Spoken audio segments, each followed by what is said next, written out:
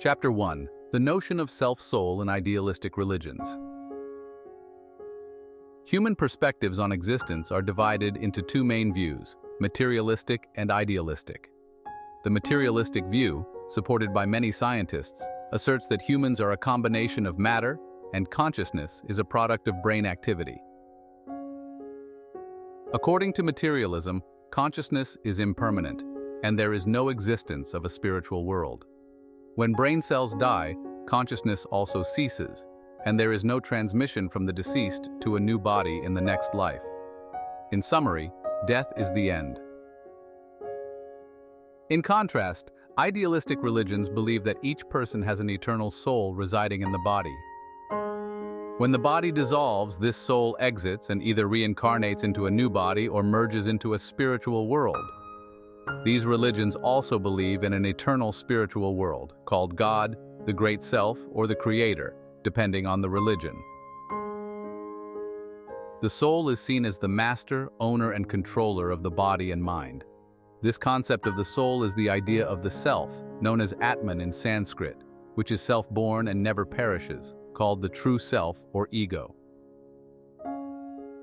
For religions like Islam, Judaism, and Christianity, humans were created by God, with Adam and Eve as the first humans. God breathed life into the clay-formed body, meaning he breathed his soul into that body. The soul in humans is the part of God within each person. The story of humans and paradise in the Old Testament, if understood metaphorically, suggests that the soul God breathed into each person is pure and holy, the direct, non-conceptual, non-verbal, non-discriminative knowing present at birth. Humans, living in the world, acquire knowledge with concepts and discrimination through learning and experience, which pollutes the soul with evil and unwholesome qualities. When a person dies, if the worldly knowledge is left behind, the untainted soul returns to merge with God. If the soul cannot escape the worldly pollution, it will be condemned to hell. Brahmanism believes in a great self, Brahman, that pervades the entire universe. Each being has a small self, Atman, that controls the body and mind. The small self creates karma and undergoes reincarnation, experiencing different bodies and suffering within the cycle of samsara. When the small self practices to permanently escape the body and merge with the great self, that is nirvana, liberation. Jainism, a non-theistic religion contemporary to Buddhism, does not advocate for a great self or almighty God, but still believes in a soul that controls the body, bound by karma. This soul undergoes reincarnation and suffering from one body to another. Jainism advocates ascetic practice to pay off karma, so the soul becomes omniscient, omnipotent, holy, escaping the prison of the body, achieving total freedom. Taoism believes in an entity called the Tao, which is formless and shapeless, the essence of the universe from which heaven, earth, and all things emanate. The Tao pervades and imbues every speck of dust, similar to the Great Self or Almighty God of idealistic religions, only differing in terminology.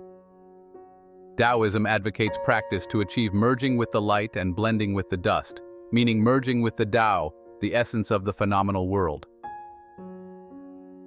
Mahayana Buddhism advocates for a pure, eternal, undying Buddha nature that pervades the universe. Each being also has this Buddha nature. Buddha nature is the pure, bright, non-conceptual, non-verbal, non-discriminative knowing, but has been polluted by ignorance and conceptual, discriminative knowledge of good and evil. When Buddha nature is purified of karmic pollution, it is liberated and no longer reincarnates. At that point, Buddha nature escapes the body and merges into the pure essence C, called entering nirvana. This concept is similar to the small self and great self in Brahmanism. The Shurangama Sutra of Mahayana Buddhism advocates for the seeing nature, hearing nature, and knowing nature that are eternal and undying in each being, similar to the soul in Jainism. Chinese Zen Buddhism advocates for the original face, though it does not use the term soul. It is essentially the concept of the soul in idealistic religions. The concept of emptiness in the Prajnaparamita literature of Mahayana Buddhism explains the world in two aspects: the absolute formless essence and the relative phenomenal world that ordinary beings live in. the material world with forms, birth, and death. From the absolute essence, the relative phenomenal world emanates, and thus the Heart Sutra asserts, form is not different from emptiness. Emptiness is not different from form. This concept is equivalent to the great self and small self in Brahmanism.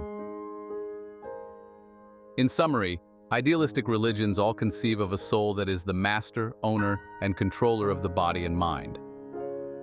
This soul is eternal and undying, and in religions that believe in reincarnation, the soul can transfer from one body to another across lifetimes.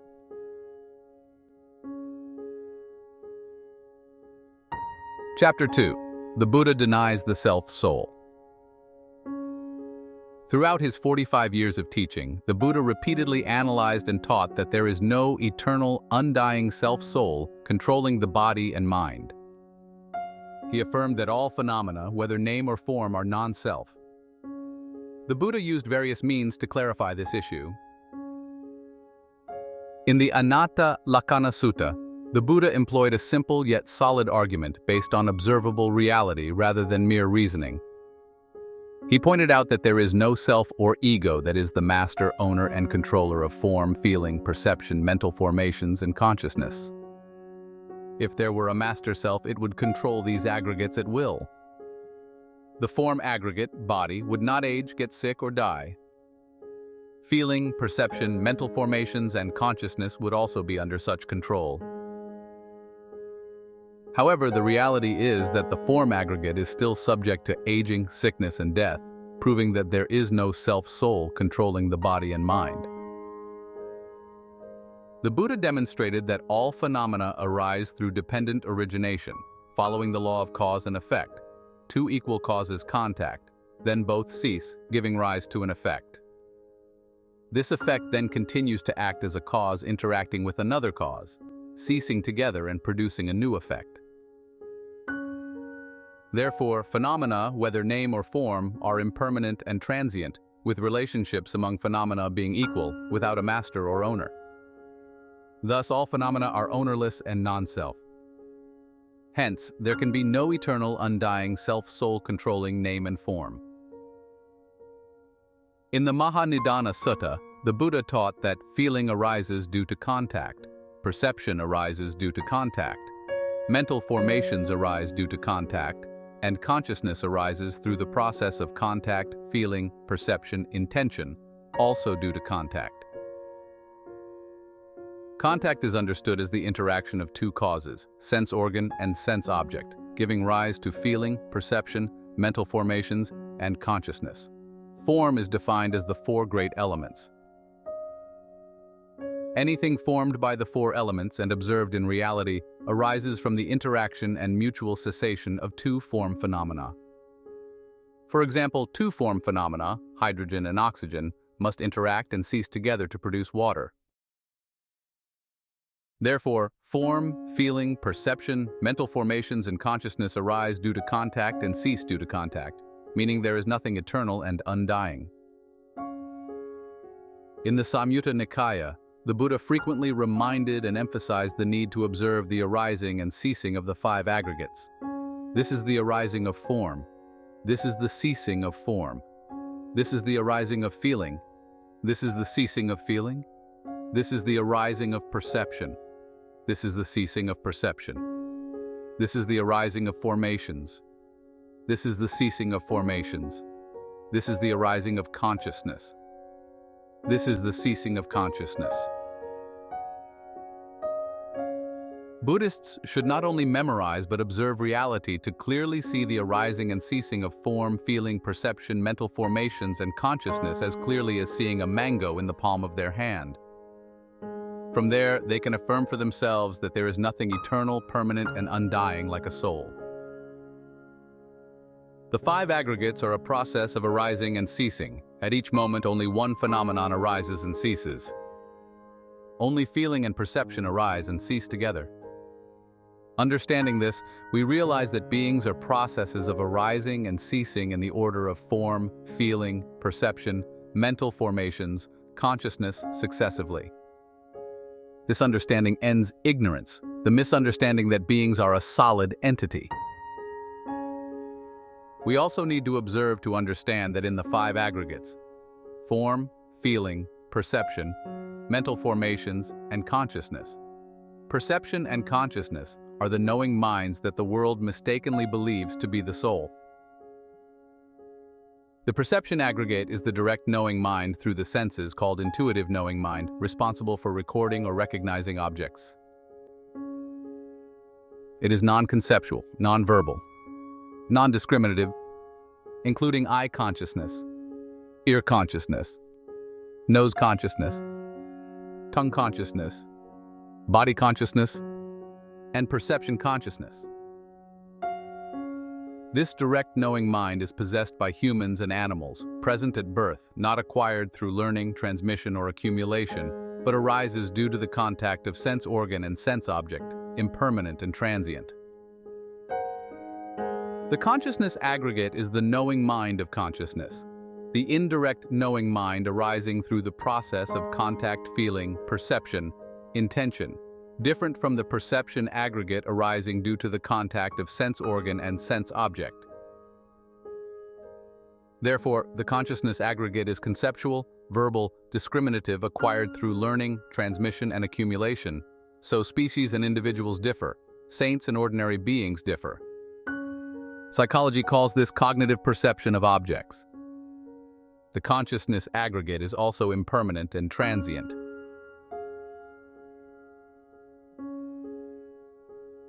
Chapter 3. The ordinary person clings to the self. Ordinary people, whether idealistic, believing in the existence of a self-soul, or materialistic, denying the soul, spiritual world, and reincarnation, live with a self that is the master, owner, and controller of the body and mind. All strive to nurture and exalt this self. However, the self does not truly exist. In reality, ordinary people live with the notion of self-clinging, attaching to form, feeling, perception, mental formations, and consciousness as theirs, as themselves. This self-clinging, called the five clinging aggregates, conflicts with the reality of non-self causing suffering. The Buddha affirmed that the five clinging aggregates are suffering. This clinging manifests in three aspects: I know mine, I am superior, inferior, or equal. In the scriptures, these are often referred to in Chinese terms as self-view, self-ownership view, and self-conceit. Humanity, from the old to the young, male or female, rich or poor, wise or ignorant, of any ethnicity or religion, lives with this wrong view on the eightfold wrong path. For example, a female student goes to school with beautiful, expensive, unique clothes and receives praise. She feels proud, and the awareness of self arises. I am superior, I am the most beautiful, I am the most dazzling. This is self-clinging, clinging to the beautiful clothes as mine, as me, form-clinging aggregate. In reality, it is the clothes that are superior, not any self. Or a research student who earns a PhD lives with the notion, I am superior to those with a master's degree. But in reality, the superiority is clinging to the amount of knowledge, consciousness clinging aggregate, of the PhD being more than the master's knowledge, not that a PhD self is greater than a master's self. Ordinary people live with this self-clinging notion, clinging to form, feeling, perception, mental formations, and consciousness as theirs, as themselves, as their self. This wrong self-clinging notion, the five clinging aggregates, conflicts and opposes the truth of non-self, causing suffering. Therefore, in the Dhammacakkappavattana Sutta, the Buddha affirmed, in short, the five clinging aggregates are suffering. In daily behavior, we can easily see this clinging notion. Self-clinging is the source of all suffering and affliction. Therefore, understanding and eliminating the notion of self-clinging is an important step on the path to enlightenment and liberation.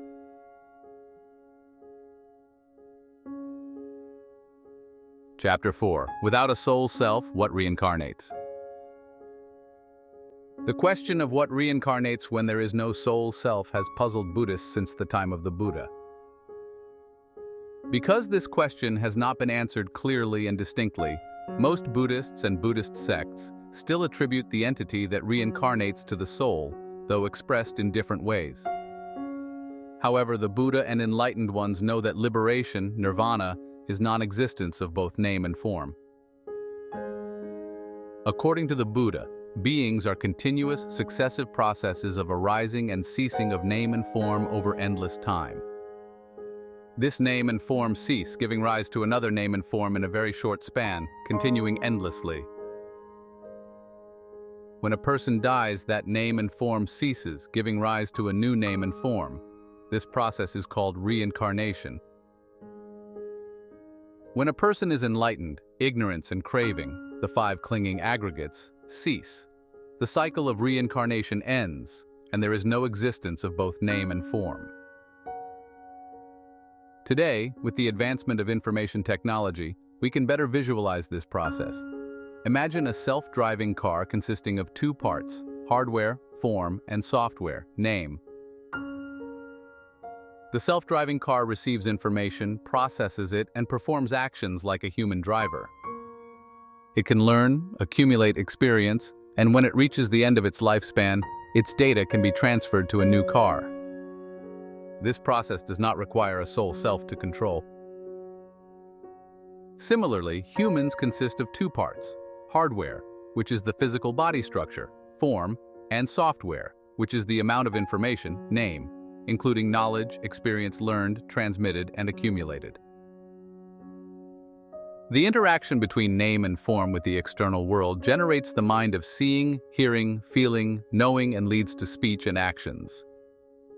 The amount of information learned, accumulated, transmitted is called Dharma objects.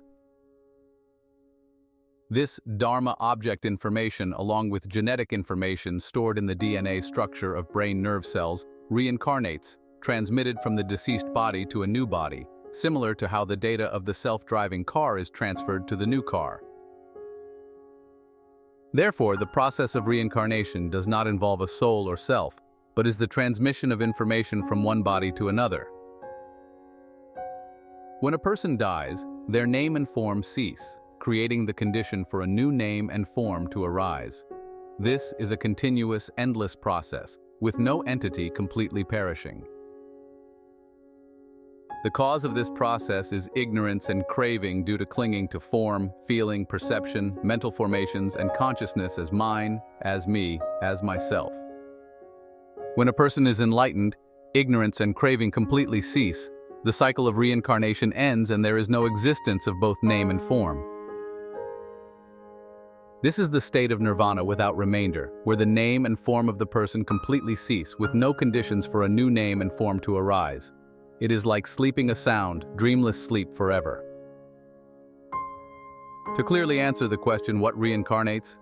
We need to understand that this process is the continuation of name and form, not of a soul or self. By understanding this, we can eliminate self-clinging and move towards true liberation.